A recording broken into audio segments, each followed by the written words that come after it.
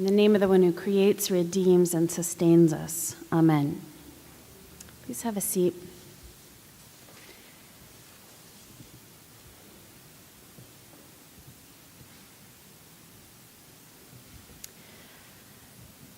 I thought we would try something a little different today for the sermon.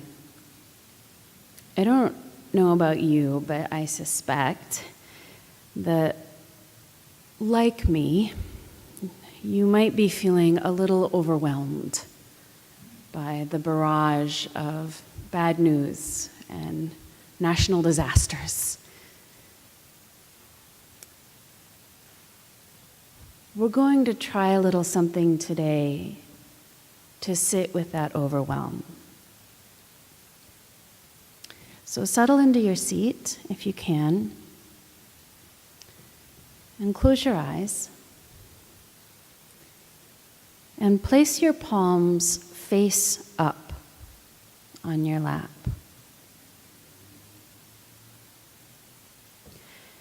And notice if even this small act of being vulnerable and open and receptive provokes a little anxiety.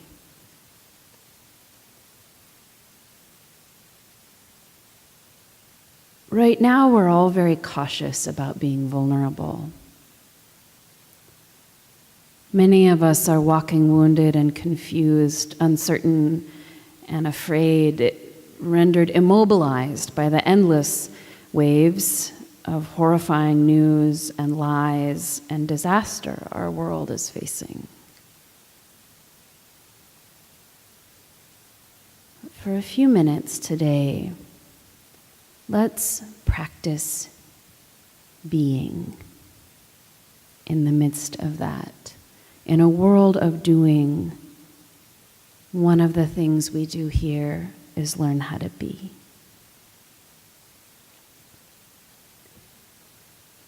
This place is a holy one. For over a century, it has held sorrow and joy. There are ancient tears in the carpet. It is the place many children tasted God for the very first time. It is sturdy here. You are safe and you are held.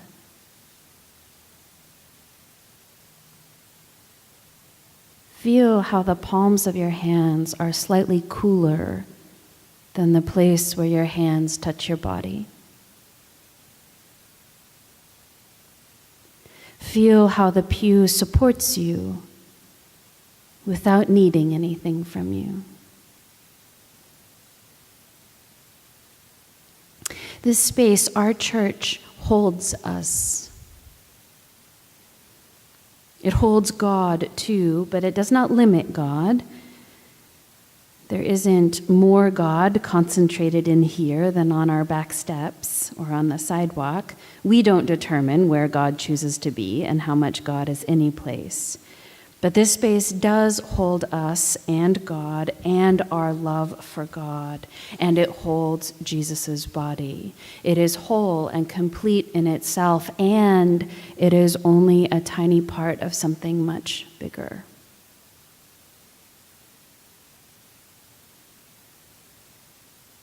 Feel how your back expands a little against the pew as you breathe.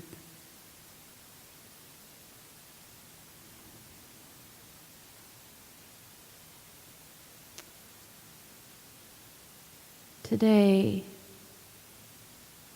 breathe a prayer for Charlottesville.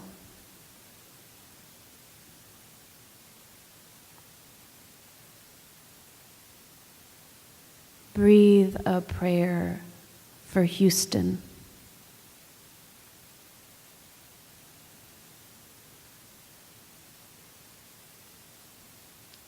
Breathe a prayer for yourself, a disciple of Jesus Christ, that you might know the right moment to comment or intervene at a moment when you are needed.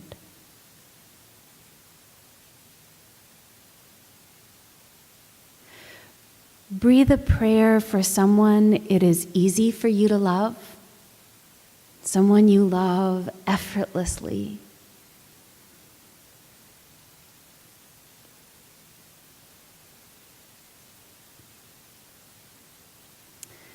Breathe a prayer for someone you see regularly, but who isn't close to you, maybe a familiar cashier at your grocery store or a neighbor you see but don't know.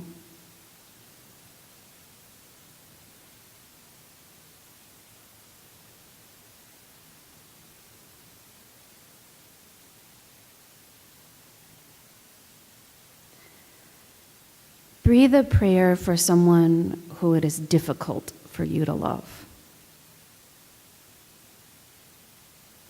Even if that's just a prayer for them to stop harming people, perhaps including you, make that prayer.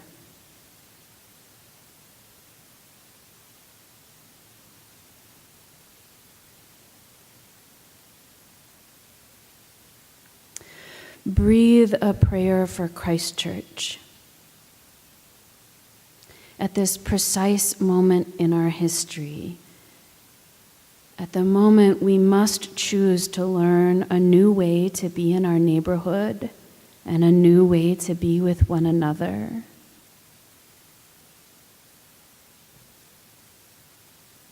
Breathe the grief from the good way we used to be, the way that is passing away.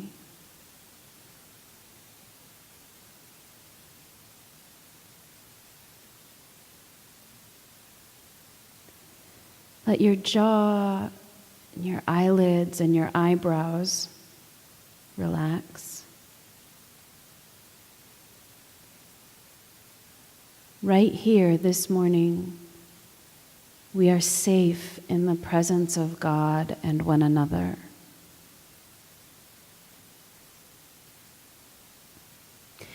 In this room, people prayed for their friends and relatives sent to fight and die in trenches in World War I, where new technologies meant people could be killed at a completely new scale. In this room, people prayed for their friends, lovers, and relatives as they fought World War II against a clear enemy. In this room, people prayed for those marching on Selma and Birmingham, those staging sit-ins at lunch counters. In this room, people prayed, stunned, after 9/11.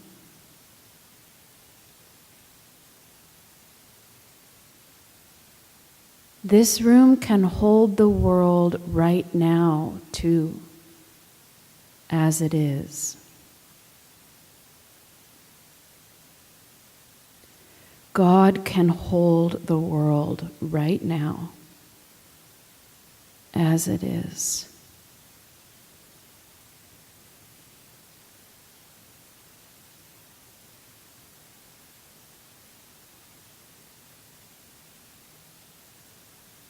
Feel the warm place in your body where your heart lives.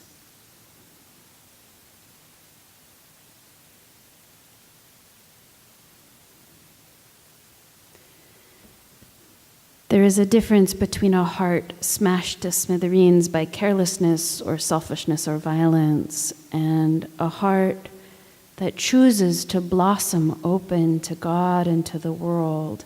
Both are open hearts, but they function differently.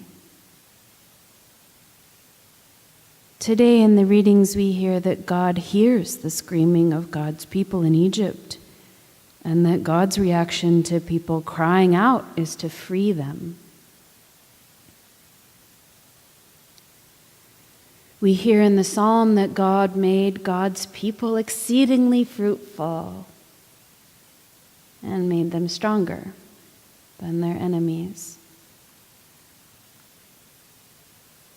We hear Jesus in the gospel shout down Peter for suggesting that the life of faith shouldn't cost. And we hear God embodied tell us with a human mouth that the life of faith means loss.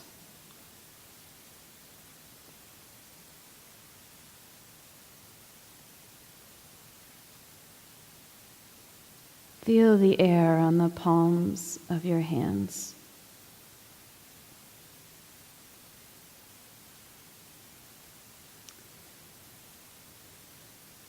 At every point in history, under every despot ruler, during great social stress, during intense and private grief, God was big enough.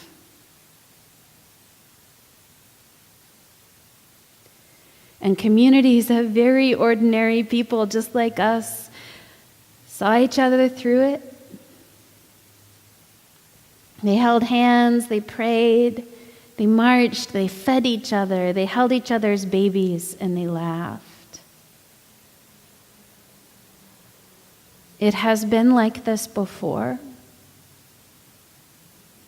And we breathed, we ate, we prayed, and we moved. God was with us.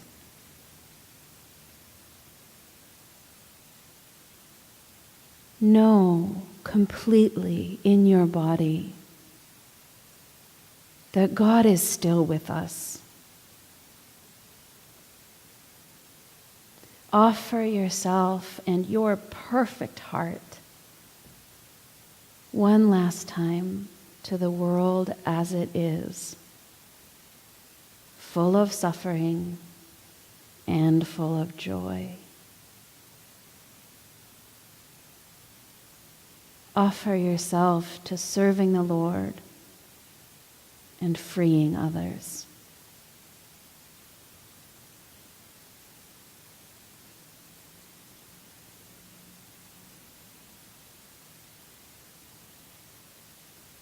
And then let your eyes open, soft and gentle.